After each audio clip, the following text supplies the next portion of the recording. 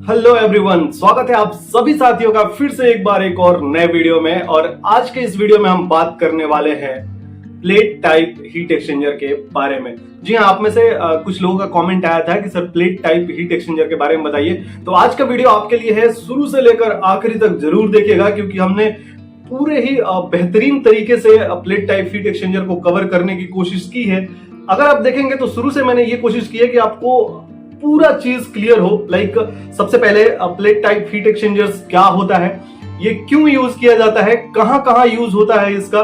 इसके बाद हम ये देखेंगे कि प्लेट टाइप हीट एक्सचेंजर कितने टाइप का होता है जो कि यूज होता है। इसके अलावा हम ये भी देखेंगे कि प्लेट टाइप हीट एक्सचेंजर के मेन कंपोनेंट्स कौन कौन से हैं, मेजर पार्ट्स क्या क्या है।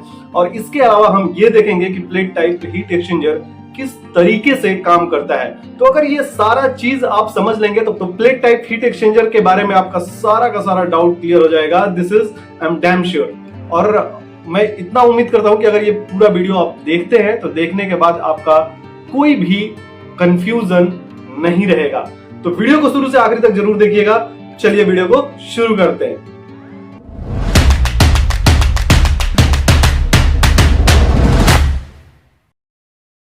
चूंकि आज हम बात कर रहे हैं प्लेट टाइप हीट एक्सचेंजर के बारे में, तो देखो, चाहे किसी भी टाइप का हीट एक्सचेंजर क्यों ना हो, उसका बेसिक फंक्शन होता है हीट को ट्रांसफर करना, जैसा कि आप जानते हो।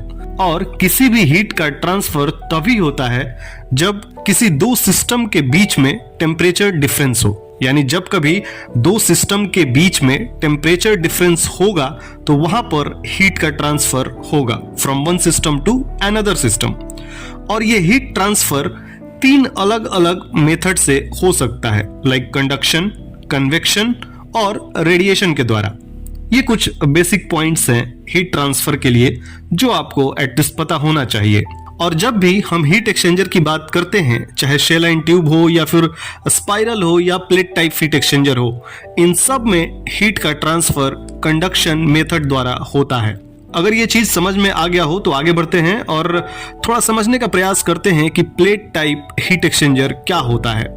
सो गाइज, शेल एंड ट्यूब और स्पाइरल हीट एक्सचेंजर की तरह ही प्लेट टाइप हीट एक्सचेंजर भी एक कॉमन टाइप का हीट एक्सचेंजर होता है, जहां थर्मल हीट का ट्रांसफर कंडक्शन मेथड के द्वारा एक पतले से कोरुगेटेड मेटल प्लेट के द्वारा एक फ्लूइड से दूसरे फ्लूइड में होता है, जहां दोनों फ्लूइड एक दूसरे से डायरेक्ट कांटेक्ट में नहीं होते हैं।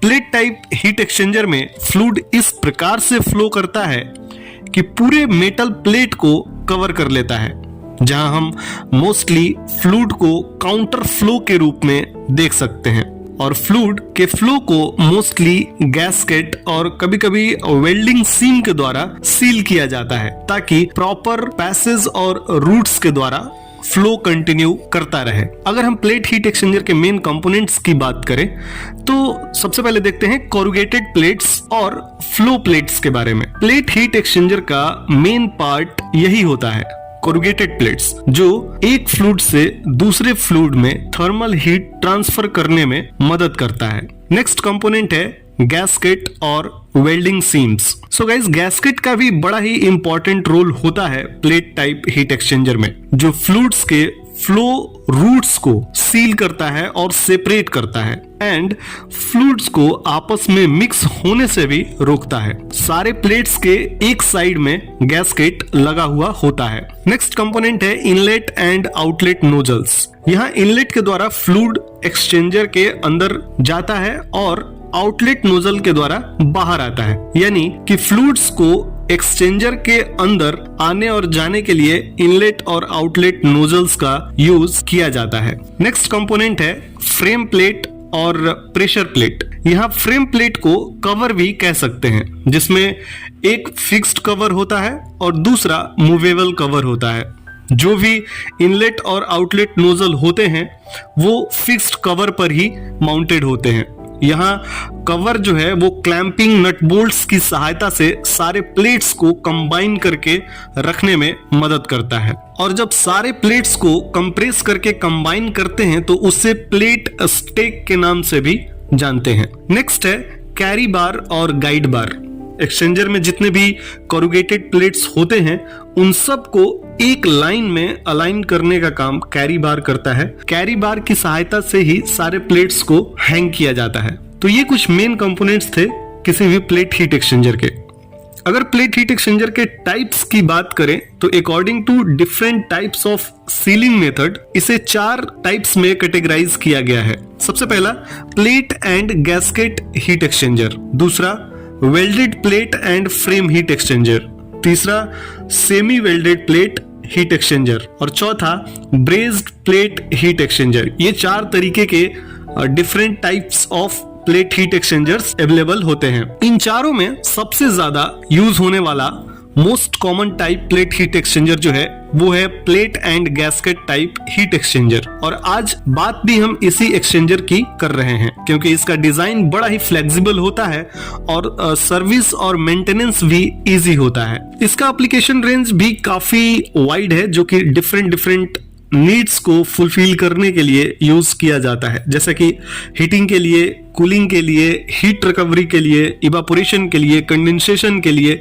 अलग अलग इंडस्ट्री में जैसे कि HVAC, refrigeration, diary and products के साथ साथ ऑयल एंड गैस और पेट्रोकेमिकल इंडस्ट्रीज में भी इसका काफी इस्तेमाल किया जाता है। दोस्तों, अगर वीडियो आपने यहां तक देखा है और समझ में आ रहा हो तो वीडियो को लाइक कर देना और कमेंट भी कर सकते हो क्योंकि आपका एक लाइक मुझे काफी मोटिवेट करता है और भी इसी प्रकार के वीडियो को बनाने में। और अगर आप पहली बार वीडियो देख रहे हो तो चैनल को सब्सक्राइब भी कर सकते हो ताकि आगे जो भी वीडियोस आए उसका अपडेट आपको मिलता रहे। बाकी आप लोगों का जो इतना प्यार और सपोर्ट मिलता है उसके लिए मैं हमेशा ही थैंकफुल रहता हूं।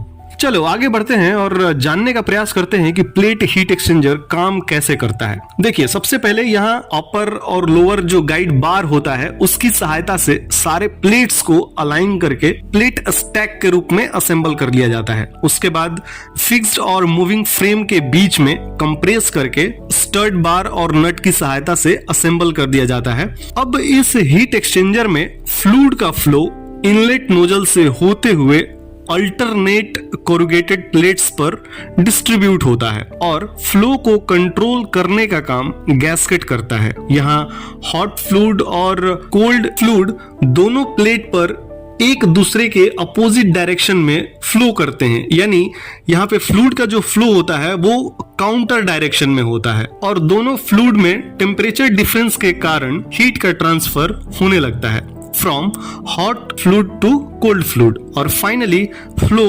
आउटलेट नोजल से होते हुए बाहर निकल जाता है। यहाँ थोड़ा सा फ्लूइड के फ्लो पैटर्न को समझने का प्रयास करते हैं।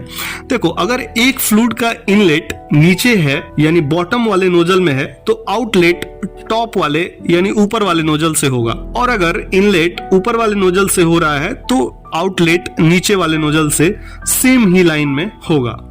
इसके बाद जब भी एक फ्लूइड ऊपर वाले नोजल से एंट्री करता है तो गैस्केट इस तरीके से प्लेट पर अरेंज किया गया होता है कि वो एक प्लेट छोड़कर फिर दूसरे प्लेट की ओर फ्लूइड का ट्रांसफर हो जाता है और सारे प्लेट से पूरा इक्वली डिस्ट्रीब्यूट होते हुए फ्लो करते हुए नीचे अलाइन होकर आउटलेट नोजल से बाहर निकल जाता है। और सेम यही प्रोसेस दूसरे नोजल से भी होता है, यानी एक कोरुगेटेड प्लेट जो है वो हॉट फ्लूइड कैरी करता है तो दूसरा कोल्ड फ्लूइड कैरी करता है और इसी तरीके से अल्टरनेट हॉट फ्लूइड और कोल्ड फ्लूइड फ्लो करते रहते हैं। एक चीज और, यहाँ पर नंबर ऑफ प्लेट्स को हम घटा बढ़ा सकते हैं as per our requirement. Like अगर कूलिंग कैपेसिटी और इंक्रीज करना हो, बढ़ाना हो तो इसके लिए हमें ज्यादा देर तक फ्लूइड्स को कांटेक्ट में रखना होगा। इसके लिए हम क्या करते हैं कि नंबर ऑफ प्लेट्स को और इंक्रीज कर देते हैं, बढ़ा देते हैं। वहीं अगर कूलिंग कैपेसिटी कम करना हो तो नंबर ऑफ प्लेट्स को डिक्रीज यानी कम कर देते हैं।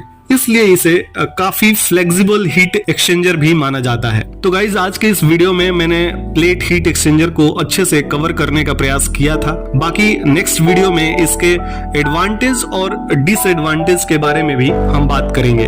तो आज के लिए बस इतना ही। अगर वीडियो इंफॉर्मेटिव लगा हो और आपने कुछ भी सीखा हो तो वीडियो को लाइक करो और दोस्तों के साथ शेयर जरूर करना। बाकी अगर कुछ डाउट हो, आपका सवाल हो तो आप कमेंट कर सकते हो या फिर मुझसे बातचीत करने के लिए फेसबुक या इंस्टाग्राम पर सोनू सिंह रिफाइनरी पेज को फॉलो भी कर सकते हो। बाकी इसी प्रकार की ऑयल एंड गैस से रिलेटेड वीडियोस को देखने के लिए चैनल को सब्सक्राइब करके बेल आइकन जरूर प्रेस कर देना, ताकि आगे आने वाले वीडियोस का नोटिफिकेशन मिलता रहे। तो जल्दी मिलेंगे किसी नए वीडियो में, तब तक के लिए अपना ख्याल रखें, स्वस्थ रहें, सुरक्षित रहें। धन्यवाद।